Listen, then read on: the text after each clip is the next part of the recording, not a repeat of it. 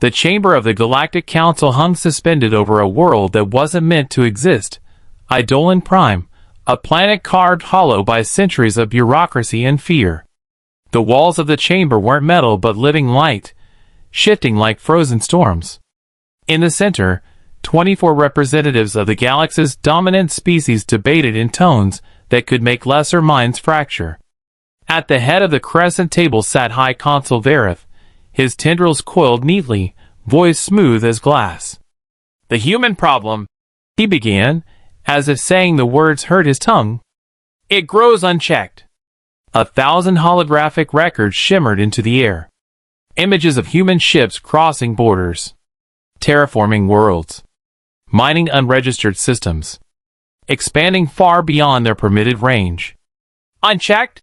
rasped Counselor RH-10 of the Terran Dominion, his crystalline body refracting light.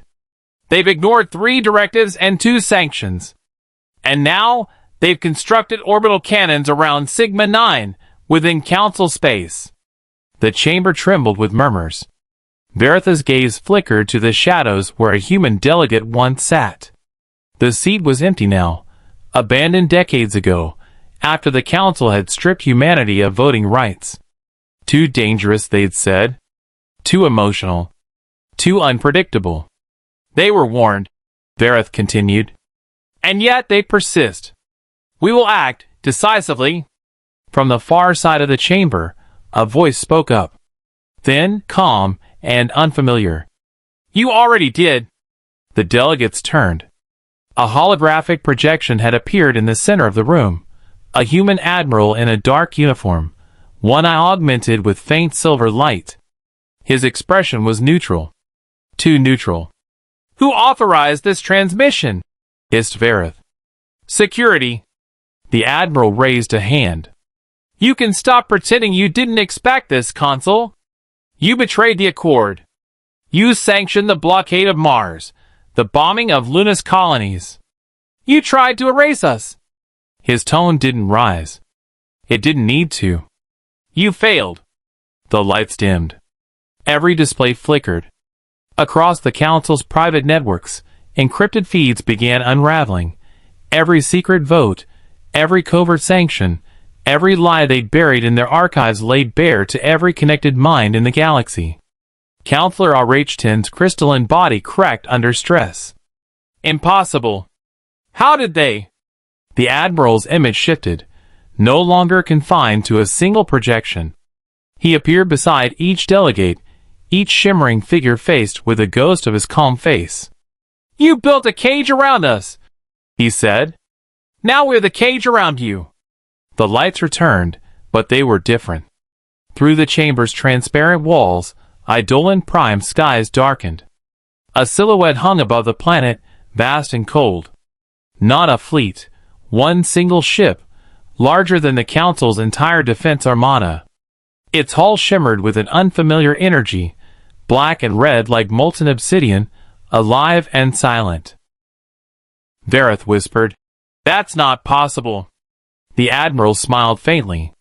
"You said that when we left Sol. You said that when we built the Helios Array. You said that when we survived extinction. You keep saying it." The ship began to move, slow and deliberate. Its shadow engulfed the Council's orbit, blocking the sun. "Consider this," the Admiral continued, voice steady, almost mournful. "Our final diplomatic message before we decide if peace is still possible." Vareth stood, his composure cracking. "Is this a threat?" The Admiral leaned forward slightly, his eyes glowing with cold light. "It's an ultimatum." Then the feed cut out. For several heartbeats, no one in the chamber moved. The silence was so heavy it felt alive. Outside, the ship drifted closer, its hull bristling with energy that made sensors scream without sound. Counselor RH-10 finally spoke, voice trembling through fractured crystal. "How long before contact?" Vareth's voice came out a whisper. "Too late. They're already here." In the orbit above Eidolon Prime, the human ship Eidolon's Wrath, a name not chosen by coincidence, hung like a god's blade in waiting. It was not beautiful in the traditional sense. Its design was brutal, efficient, blackened by layers of unknown alloys. The surface rippled occasionally, as though it were breathing. The Council's defense grid was already locking on, trembling as ancient AI systems tried to process its scale. In the command chamber of the ship, Admiral Cassian Vale stood before the panoramic projection of the Council's homeworld. His hands were clasped behind his back, his uniform a deep gray edged with faint, glowing lines of silver circuitry. The scars along his face caught the light like old constellations. "Status," he said quietly. Lieutenant Mara Juno, her eyes flicking with augmented data, responded, "Fleet formation Theta 4 standing by. Vanguard destroyers cloaked. Orbital disruption fields ready. We're receiving transmissions from 28 Council systems, confused, angry, some demanding proof of authority." Cassian nodded slowly. "Good. Let them argue. Fear thrives in delay." From behind him, another voice, deep, gravelly old. "Do you think they understand yet, Cassian?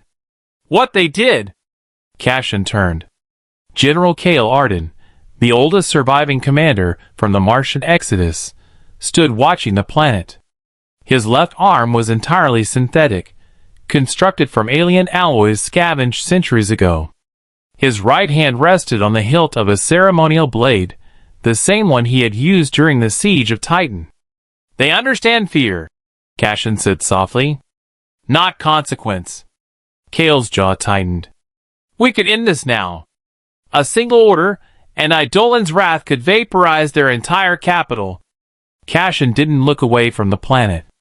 "And then we become what they've always claimed we are, monsters in human skin. No, General.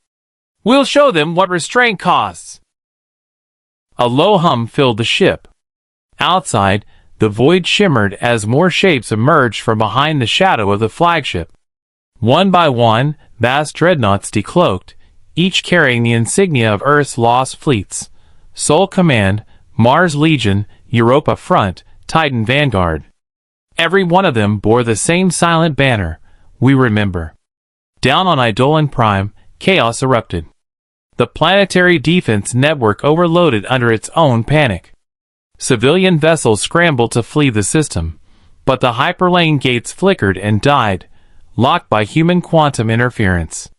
The galaxy's ruling elite, creatures who had once enslaved entire species, were trapped in their own sanctuary.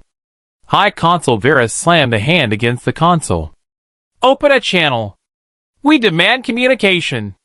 The transmission flickered. A moment later, Cassian's face appeared again. The background behind him glowed dim red, the heart of Eidolon's wrath. Varitha's composure cracked. "You can't possibly think you can threaten the Council. You are outnumbered. Every system will rise against you." Cassian's expression didn't change. "You already rose against us, Consul. You remember how that ended?" He gestured slightly. A holographic projection appeared beside him, recordings from centuries past: the siege of Earth, the fall of Mars, the scouring of Luna. Entire human colonies burned while alien fleets surrounded them. Then the feed shifted to something more recent. Hundreds of alien worlds, each now rebuilt, thriving. Rebuilt by human labor, human ingenuity, human sacrifice. "You enslaved us to rebuild your empire," Cassian said. "You called it restitution. We called it endurance." Varitha's voice broke into a snarl. "You can't change what's already done." Cassian's eyes glowed faintly as the ship's internal lights dimmed. "No, but we can make sure it never happens again." Cale's deep voice rumbled in the background. "Authorization code Helios Prime. Deploy beacons." Across the system, streaks of light shot outward from the human fleet, silent, golden projectiles embedding themselves into the upper atmosphere of Eidolon Prime and its surrounding moons. Within seconds, they began to pulse. "What are those?" gasped a Council technician. Cassian answered. "Truth." The lights expanded, forming massive holographic sigils visible from orbit to ground level, ancient symbols of the Terran Accord. Each one carried encrypted data packets, broadcasting every classified act of the Council's betrayal across the galaxy. Entire star networks lit up with the truth. Billions of beings, watching from across the stars, saw for the first time what the Council had hidden for centuries. The genocide, the labor camps, the lies, and above it all, humanity's quiet vow. We do not forgive. We do not forget. Cassian looked down at the Council chamber through the projection field, his voice steady as stone. Consul Vareth, you wanted to control life itself. Consider this your lesson. Life adapts. And when you crush it long enough, it learns to bite back. Vareth whispered, barely audible, you'll destroy us all. Cassian smiled faintly. No, Consul. You already did. Outside, the Eidolon's wrath shifted, its hull unfolding like a blooming black flower as energy patterns ignited along its spine. For the first time, the Council saw what true human engineering had become. A weapon that didn't just destroy. It rewrote the battlefield itself. The silence that followed Cassian's words wasn't just absence of sound, it was pressure. A silence that bent light, that made even the strongest among the Council feel smaller than they'd ever imagined. From orbit, the Eidolon's wrath glowed faintly against the blue-green curve of Eidolon Prime. It didn't fire. It didn't move. It just watched. Every weapon aboard the ship was primed. The dreadnoughts behind it hung in perfect formation, each one a cathedral of vengeance, human will forged into steel. But humanity did not attack. Not yet. Cassian Vale turned from the projection of the Council chamber. His boots echoed across the polished obsidian of the command deck. Admiral, said Mara quietly, the fleets are in position. All 52 sectors confirm readiness. They await your signal. Cassian nodded, but didn't answer right away. He was staring at a smaller projection flickering before him, one that showed Earth. The homeworld. It wasn't the green and blue jewel it once was. The scars of the siege were still visible from orbit, wounds centuries old, carved deep into the crust. Yet beneath those scars, life had returned. Cities that glowed in silver arcs. Oceans purified. Clouds blooming again over continents that had once burned. Do you think they'll ever understand what they made? Cassian asked, his tone quiet. Kael Arden folded his metal arm across his chest. They don't understand anything that bleeds unless it bleeds for them. Cassian's gaze hardened. Then let them drown in the blood they spilled. A low pulse reverberated through the deck, the Dreadnought fleet syncing its systems. Beyond the viewport, space itself shimmered. Beacons deployed across hundreds of systems had begun to awaken. Each one was a seed of old Terran code, a relic of the Ares protocols. Encrypted human AI signatures, long thought extinct, came online simultaneously across the galaxy. Silent watchers that humanity had hidden centuries ago. One by one, their signals linked. Across the stars, dormant shipyards came alive. Automated factories, buried beneath long-forgotten moons, began to hum. The galaxy's oldest nightmare, the rebirth of the Terran war machine, had begun. Mara looked at the growing cascade of signals, her voice trembling despite herself. My God. They'll see this as a declaration of extermination. Cassian didn't blink. Then they finally see us clearly. On the surface of Eidolon Prime, chaos turned to madness. Every major city was under lockdown. Evacuation ships filled the skies. The populace screamed for answers the Council could no longer provide. In the Council spire, Vareth and his ministers stood before a hologram of Cassian Vale. Their faces reflected both fury and dread. This is insanity! One of them shouted. You're awakening forbidden weapons. The entire galactic network will collapse. Cassian's response was cold and deliberate. You mean your network? Another counselor, a creature of violet skin and glassy eyes, spat. You swore peace. You joined the Accord. Cashin's eyes flared with faint light. We swore never again. Don't confuse mercy with submission. Outside the spire, streaks of light began cutting through the skies. Orbital fire not from human ships, but from their beacons. Each pulse of light didn't destroy, but rewrote. Towers built by council hands shimmered, their materials shifting, rewriting into Terran alloys. Satellites changed their orbits, aligning with human signal relays.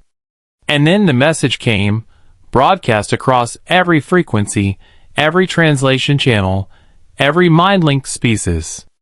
A human voice. Calm. Steady. Undeniable. This is Admiral Cashin Vale of the Terran Dominion. The Galactic Council stands accused of crimes against sentient life. We offer one truth. Surrender your control over the genetic registry, dismantle your slave networks, and open your archives, or face extinction. You have one standard cycle to comply. The galaxy held its breath. On distant worlds, alien rulers began to panic. Armies scrambled, fleets assembled, ancient alliances fractured overnight. Some worlds burned their own archives to hide the evidence. Others surrendered quietly, hoping to be spared. But not all. The Council's military arm, the Hellion Armada, activated its full strength. Tens of thousands of ships from 6 empires, converging on Eidolon Prime. A tide of light in the dark, burning toward the lone human fleet. Kale Arden watched the readings appear one after another. They're not backing down, he growled. They think we're bluffing. Cashin's lips curved into something between sorrow and fury. Then we show them what humans do when they run out of mercy. He turned toward the command dais. Signal every ship. Formation Eidolon Ascendant. Prepare the Event Horizon Array. Mara hesitated. Sir, that will burn the system's suns. Cashin's reply was calm. Then let it burn. The dreadnoughts began to move. Not in chaos. Not in desperation. But in a perfect, silent rhythm, like an orchestra tuning before the first note. Across the fleet, the old words of Earth's lost oath echoed once more. From the ashes of betrayal, we rise unbound. And as the Hellion Armada appeared on the far side of the system, millions of alien soldiers watched in disbelief as the human ships aligned, curving light bending around them, the void itself shivering in protest. The war humanity had been preparing for, in silence, for centuries, had just begun. The Hellion Armada arrived like a storm that sought to devour a sun. Thousands upon thousands of ships filled the void, blotting out the stars. Their formations stretched from orbit to deep space. Cruisers, carriers, dreadnoughts, and titanic living vessels bred for war. Each ship glowed with bioluminescent patterns of power, their engines pulsing like the veins of titans.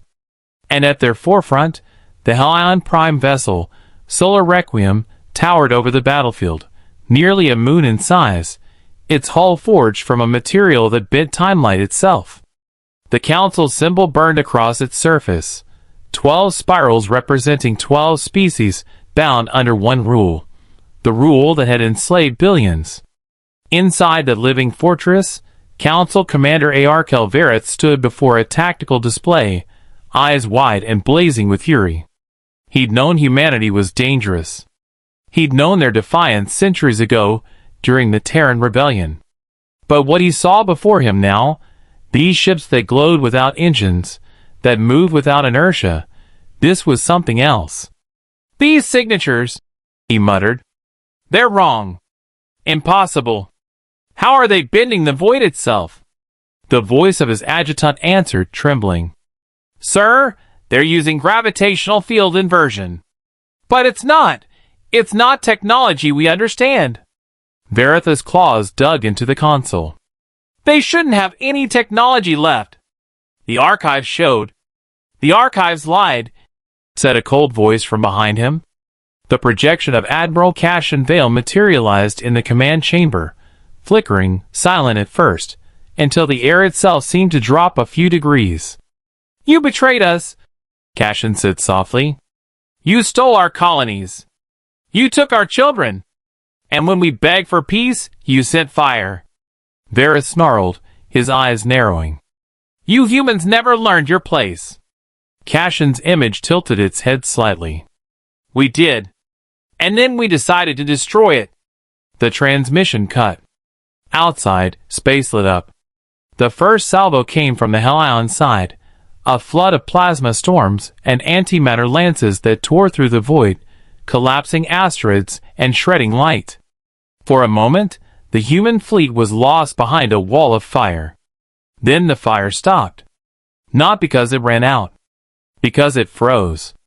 Every plasma burst, every energy bolt, suspended in the vacuum like jewels of molten glass. The alien commanders blinked in disbelief as the temperature readings in their ships plummeted. Systems screened warnings as something rewrote physics in real time.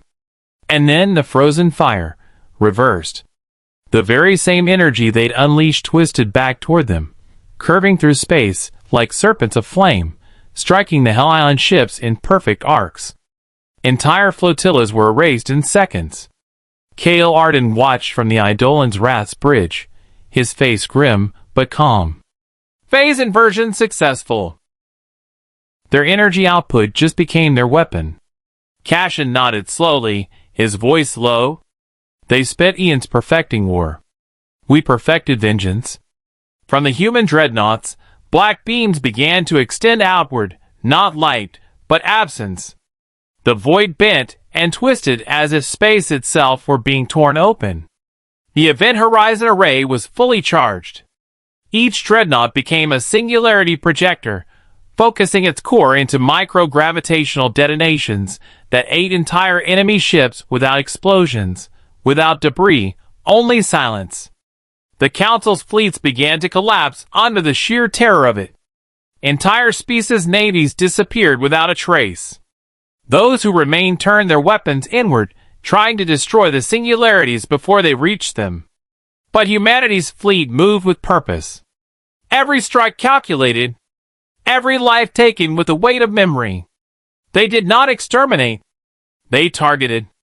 Factories that forged slave chains, gone. Vaults where human DNA had been cataloged and sold, gone. Council relay hubs that broadcast propaganda of dominance, erased. And amid the storm, Cassian's voice resonated across the open comms. We are not your slaves. We are not your prey. We are not the ashes you thought you scattered. We are humanity, and we remember. In the burning silence that followed, thousands of alien ships began to surrender. Some turned on their own allies, firing upon the Council's core vessels. Others simply fled. But the Solar Requiem did not retreat. It advanced, its hull bleeding light, its interior alive with fury. Varys stood upon its bridge, trembling with a wrath that burned away fear. They think they can destroy the Council. He roared. They think they can rewrite the laws that have bound the stars for millennia. Then let them face our final order. He slammed his clawed hand into a crystal console. Deep within the ship, ancient reactors began to awaken, power cores built before the Council itself, remnants of the first creators. The Requiem Protocol. Every ship within the HE Line Armada began to pulse with the same rhythm, linking into a network. The stars themselves began to dim as energy drained into the grid. Cassian's sensors blazed red. Mara shouted, "They're collapsing local space-time. If they trigger that pulse, it'll annihilate everything, ours and theirs alike." Cassian's eyes went cold. Then they've made their choice. Cale turned toward him. "Sir, if we activate the full Event Horizon Array, we'll lose our fleet." Cassian stared out the viewport where the Solar Requiem's light grew brighter and brighter, like a star dying. "Not if we move faster than light itself," he murmured. "Signal the Dominion network. Initiate Eclipse Protocol." All across the fleet, the ship's lights dimmed. Their cores sank into silence, then flared again, darker, denser, sharper. And for one instant, humanity vanished from every sensor. The alien commanders thought the humans had fled. But in truth, they had done something no other species had ever achieved. They had phased through reality itself. The human fleet now existed between moments, where time and matter had no meaning. From that shadow realm, they struck once more. The Eidolon's wrath emerged behind the solar requiem. Its cannons locked. Its reactors roared. Cashin gave the order in a whisper. For Earth! For every child they took! The guns fired. Reality shattered. The stars flickered, then went dark. The void itself screamed. When the Requiem protocol ignited, it was as if creation began to fold inward. Space rippled like a dying heartbeat. Time fractured, light bent in impossible directions, and every sensor, organic or synthetic, went blind. For a moment, there was nothing but the deafening hum of existence unmaking itself. And at the heart of it all, the solar requiem became a god. The Hellion ship's hull unfolded like a blooming flower of cosmic metal, exposing layers upon layers of living circuitry and fractal geometry. It absorbed energy from the surrounding stars, draining them until they were nothing but cold orbs of ash. The creature machines of the Council screamed as they were pulled apart, their quantum signatures devoured to fuel the growing singularity. The Council had always claimed they controlled all life. Now they sought to consume it. But humanity didn't vanish in fear.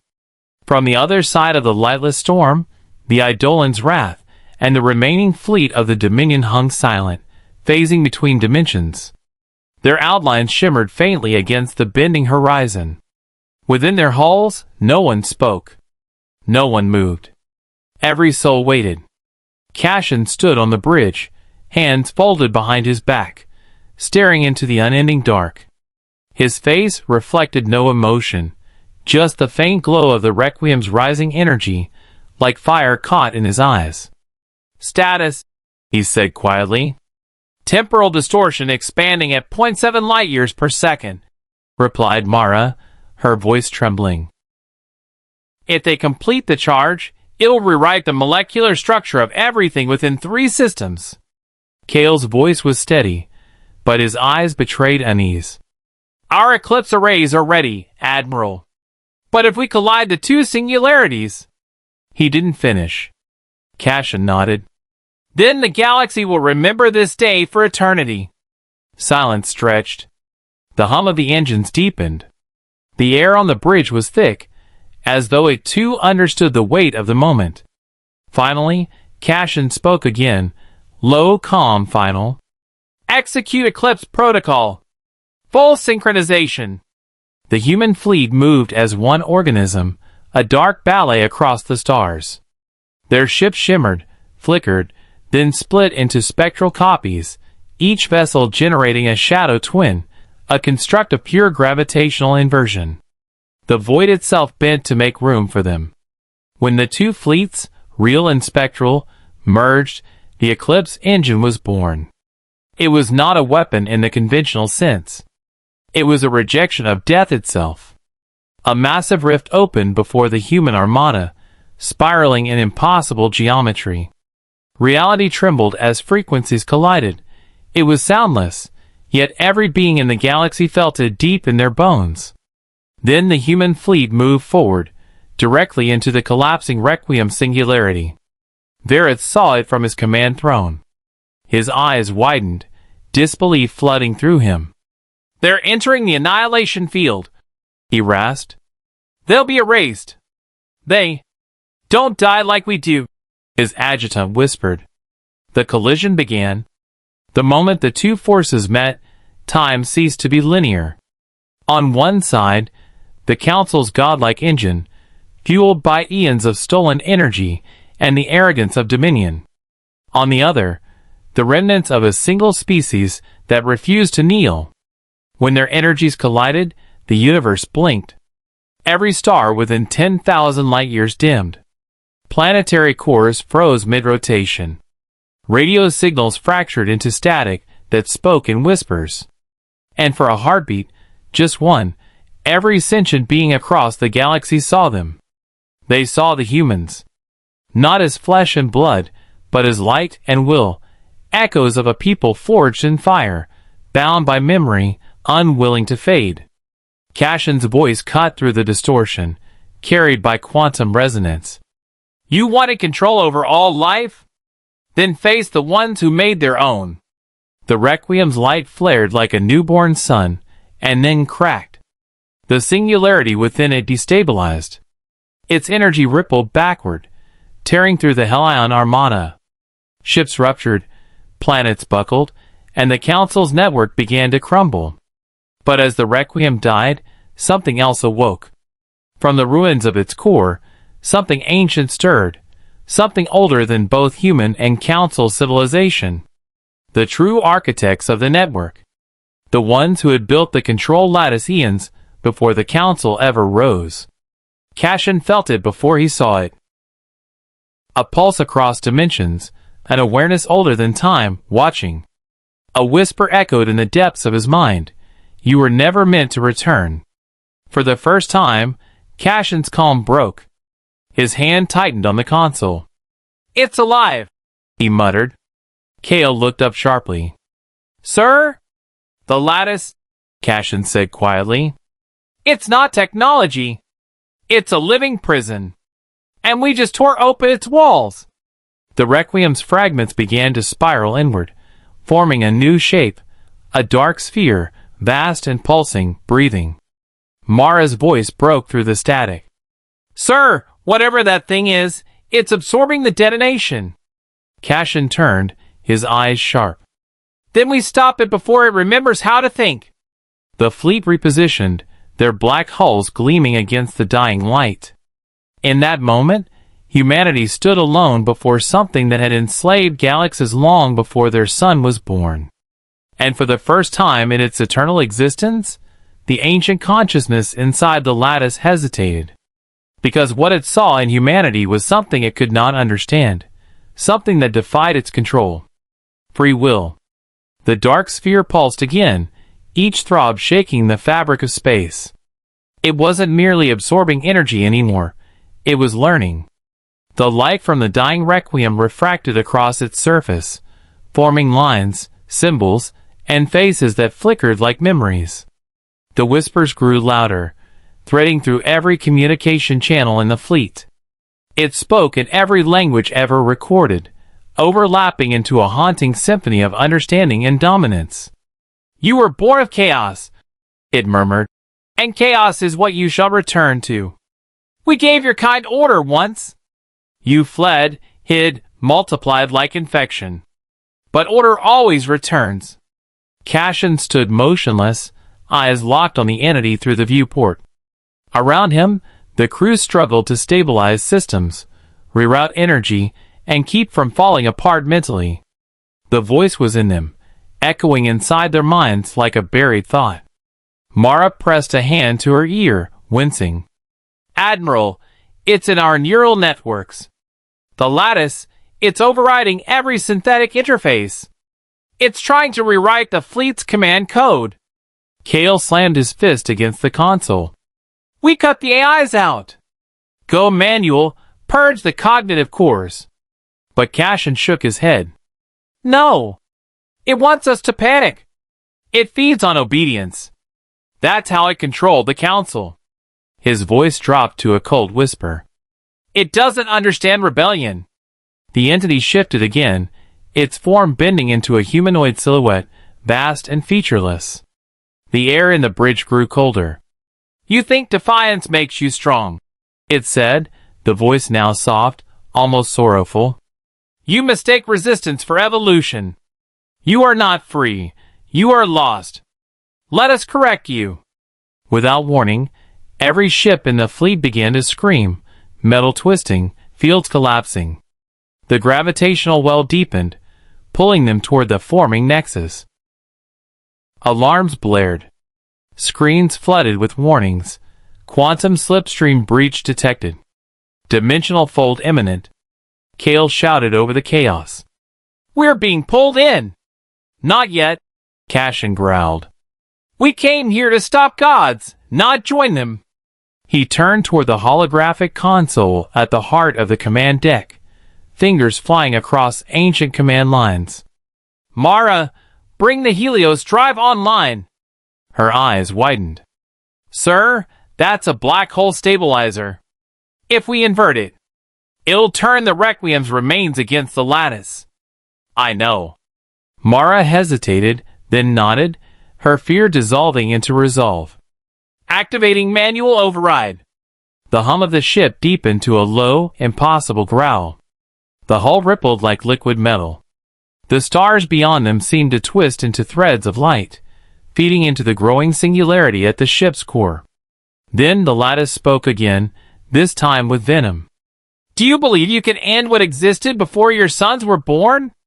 Cassian looked up, unblinking. "No," he said quietly. "But we can teach it what fear feels like." The Helios drive engaged. Reality cracked. A beam of inverted energy erupted from the Eidolon's wrath, bending the rules of causality itself. It didn't fire outward, it fired inward, through layers of time, through the void where the lattice's mind anchored itself across dimensions. For the first time since the beginning of existence, the ancient consciousness screamed. Every ship in the human fleet shuddered as the wave of psychic feedback tore through them. Memories fractured, visions of worlds enslaved, species erased, and civilizations rewritten by the lattice's will. They saw what the Council had never understood. The lattice didn't control life to preserve order. It consumed it to stay alive. The crew fought through the agony. Mara's voice trembled through the static. It's breaking, Admiral. The lattice's control fields are collapsing." Kale looked out at the void, eyes wide. "We did it." But Cassian didn't smile. He watched as the entity reformed, the humanoid shape now fractured, its face splitting into countless human visages. "You think you've won," it whispered. "But you don't understand. You've only awakened what we were meant to contain." The void around them began to change, rifts forming, light leaking through in colors no spectrum could define. Mara gasped. "Admiral, those aren't stars." Cassian stared at the spreading cracks, each one pulsing like a heartbeat. "No," he said softly. "Those are doors." From beyond the rifts came movement. Shapes. Shadows. The lattice wasn't dying, it was summoning. The void unfolded like torn silk, bleeding light, and sound that didn't belong to any known universe. The rifts pulsed wider, their edges seething with fractal geometry, shapes folding in on themselves, birthing movement where there should have been none. Through those ruptures came them, beings that even the lattice feared. Not creatures, but concepts given form. Their outlines bent space, their presence warped thought. They had no eyes, yet they saw everything. No mouths, yet they screamed in frequencies that shredded the mind. Mara staggered, gripping the console as blood trickled from her nose. What are those?" Cassian's voice was low. "The lattice wasn't ruling the galaxy to dominate it. It was guarding it." Kale's face twisted in disbelief. "Guarding it? From what?" The Admiral's gaze darkened. "From them. From whatever existed before creation decided on laws." The lattice's voice returned, broken and desperate now. "You have torn the veil. The warden is dying. The locks are undone." The fractured entity tried to pull itself together, its energy collapsing into chaotic waves. Cassian felt the ship lurch as the Eidolon's wrath was dragged closer to one of the breaches. Time stuttered. One heartbeat stretched into eternity, the next vanished in a blink. Crew members screamed as their reflections in the glass lagged behind reality, moving half a second too slow. Mara cried out, "Admiral, the rifts are expanding exponentially. If they reach the Helios core, they'll consume the galaxy." Cassian finished, his voice steady despite the terror around him. Kale turned to him. "So what now? We shut down the drive?" Cassian shook his head.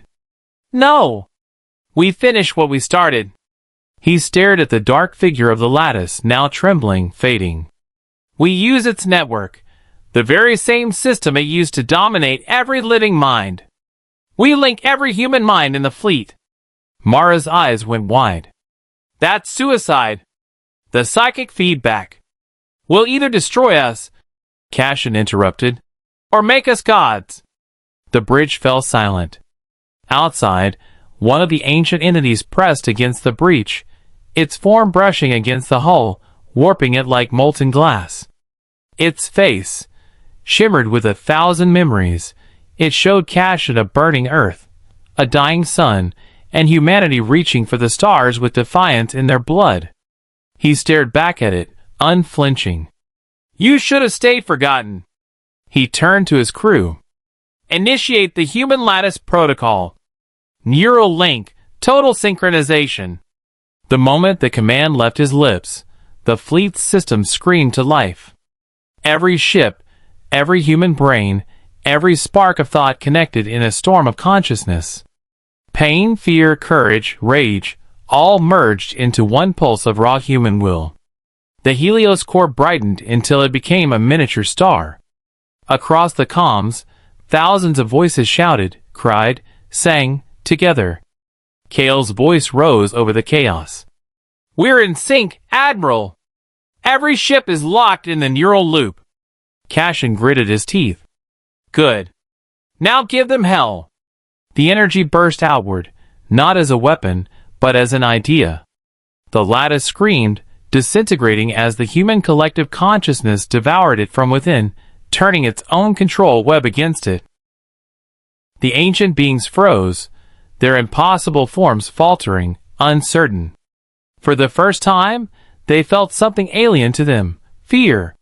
Because the humans weren't just fighting. They were becoming. Every mind in the fleet burned together in unity, a single colossal entity of light and wrath. They saw the universe as it truly was, threads of creation, loops of energy, code waiting to be rewritten. Humanity had broken through the walls of reality itself. The void convulsed. The rifts shrieked as the human consciousness surged forward, sealing the tears, banishing the ancient entities back beyond the veil. One by one, the fractures closed, until only one remained. The lattice's final fragment spoke weakly. You have become what we once were. The Wardens. The chains that bind creation. Cassian, his voice now echoing with 1,000 others, whispered, No! We won't chain it. We'll guide it. And with that, the final rift collapsed, light swallowing everything. When the silence came, it was vast and eternal. The galaxy breathed again. But far beyond the stars, something stirred in acknowledgement. Humanity had become a new constant.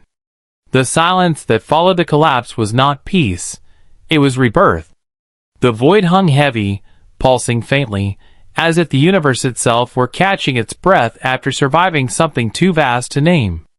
Stars flickered back into place like reassembled thoughts, nebulae twisted into new patterns, and gravity remembered what it was supposed to do. Somewhere in that quiet expanse, the remnants of the Terran Vanguard fleet floated amid stardust and wreckage. Ships once blackened with warfire now drifted like ghosts, their hulls shimmering faintly with residual light from the Helios detonation.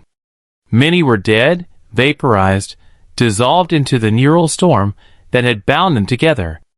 But some remained. Mara gasped awake in her seat.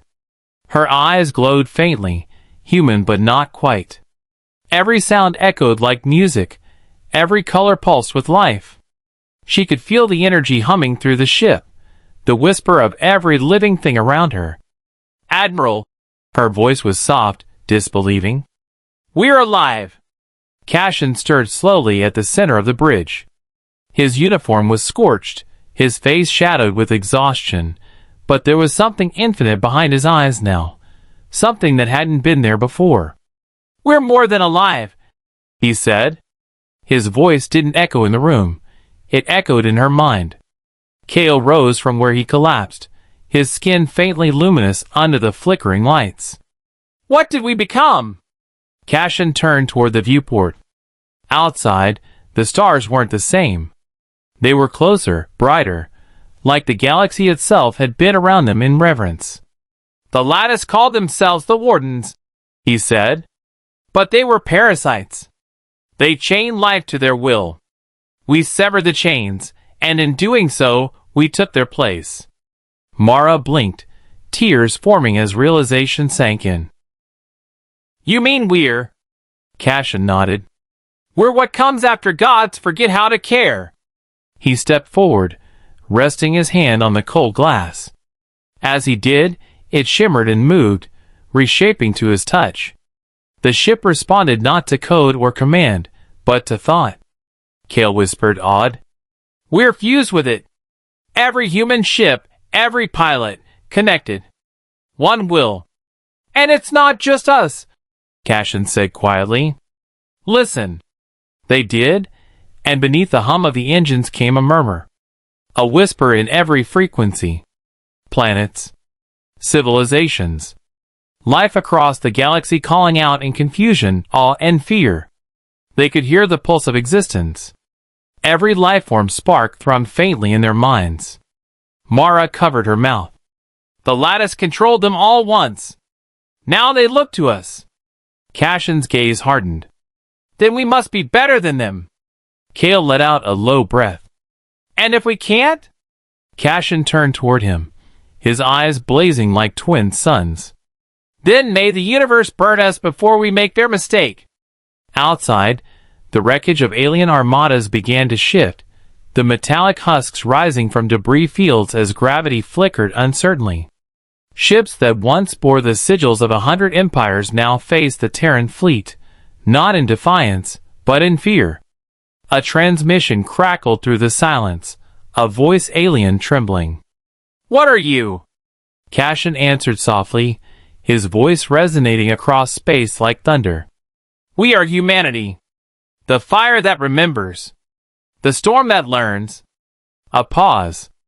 Then the alien replied, almost reverently, "You ended the Lattice and sealed the void.